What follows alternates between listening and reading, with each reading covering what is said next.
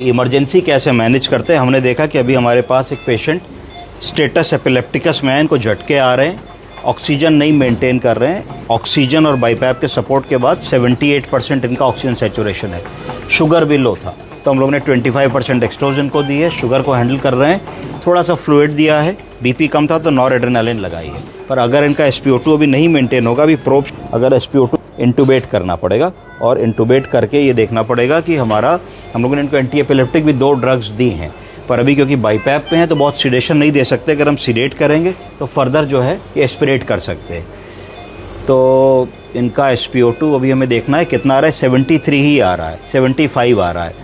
हम 5 minute wait करेंगे, अगर ये मेंटेन नहीं होता है तो फिर हमें इनको इंटूबेट करना पड़ेगा। इंटूबेट इसलिए करना है जिससे इनका एयरवे सिक्योर हो जाए।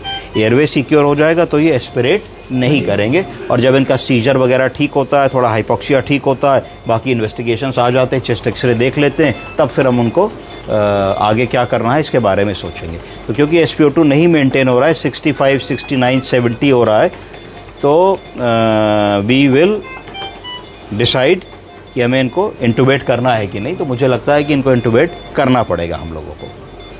कुछ समय वेट किया, देखा SpO2 ग्रेजुअली पिक कर रहा है। अब हमारा SpO2 60 से शुरू हुआ था, अब 83% आ गया है। मरीज़ के जो सीजर्स या फिट्स थे वो भी अब नहीं आ रहे हैं, क्योंकि इनको AED 2 एंटी एपिलेप्टिक ड्रग्स हम लोगों ने दे दी हैं, उसका इफ़ेक्ट आ रहा है। अब इनको क्योंकि अनकॉन्शियस हैं तो हमें एक राइल्स ट्यूब डालनी होगी इनको, और एक फॉलीस कैथेटर डालना होगा क्योंकि अनकॉन्शियस हैं।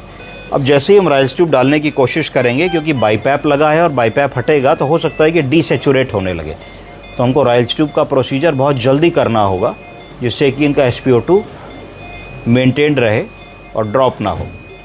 के लिए हम लोगों ने इनका बाईपैप का मास्क खोला, हमने ज़ाइलोकेन जेली ली, और ज़ाइलोकेन जेली को लेकर के हमने इनको डाला, जिससे कि राइल्स ट्यूब में लुब्रिकेशन हमको मिले। हमने राइल्स ट्यूब खोली।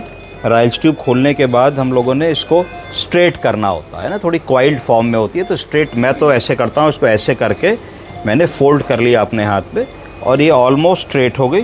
थोड़ा सा इस पर भी मैंने एक ज़ाइलोकेन जेली मेरे पास है, तो मैंने थोड़ी सी ज़ाइलोकेन जेली इस पर भी लगा ली, जिससे थोड़ा सा इसमें लुब्रिकेशन हो जाए। अब मैंने इसको इस नॉस्ट्रिल से धीरे धीरे एडवांस किया, और मुझे ये देखना है कि कोई रेजिस्टेंस तो नहीं आए। तो ऐसा लगा नहीं कि कोई रेजिस्टेंस आई, थोड़ा खांसे ज़रूर, पर लगा नहीं कि रेजिस्टेंस आई। तो ये क्योंकि खांसे तो ये गलत चली गई, इसका मतलब है कि ये पेट के जगह लंग्स में चली गई। जब पेट के जगह लंग्स में जाएगी तभी मरीज़ खांसेगा। तो मैंने उसको थोड़ा पीछे किया, बैक विड्रॉ किया, और बैक विड्रॉ करके फिर मैंने धीरे धीरे इसको एडवांस किया। अब मैंने जब ये राइल्स ट्यूब डाली तो इनको कोई खांसी नहीं आई। अब मुझे लगता है कि ये राइल्स ट्यूब सही गई, क्योंकि एक ब्लाइंड प्रोसीजर है, आप मुंह के अंदर नहीं देख पा रहे हैं। मुंह के अंदर देख के कैसे सिरिंज लाइए, मुंह के अंदर देख के कैसे डाली जा सकती है लैरिंगोस्कोप से और चिटल फॉर्सेप्स से, ये भी मैं आपको बताऊंगा। तो अब मैंने जो है इसमें एयर भर ली, और एपिगैस्ट्रियम में स्टेथोस्कोप लगाया। एपिगैस्ट्रियम में पुश कीजिए जोर से, चेक किया, बहुत अच्छी आवाज़ सुनाई पड़ी। इसका मतलब है कि राइल्स ट्यूब बिल्कुल प्रॉपरली चली गई है।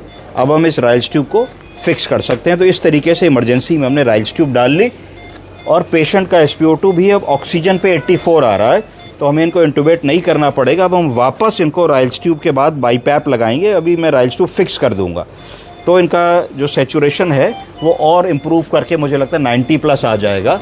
तो we'll give him some time. क्यों ये बेहोश हुए? ये इसलिए बेहोश हुए क्योंकि इनको फिट्स आए। जब फिट्स आते हैं और काफ़ी देर तक आते रहते हैं तो ब्रेन में सूजन आ जाती है, उसको कहते हैं सेरिब्रल एडीमा।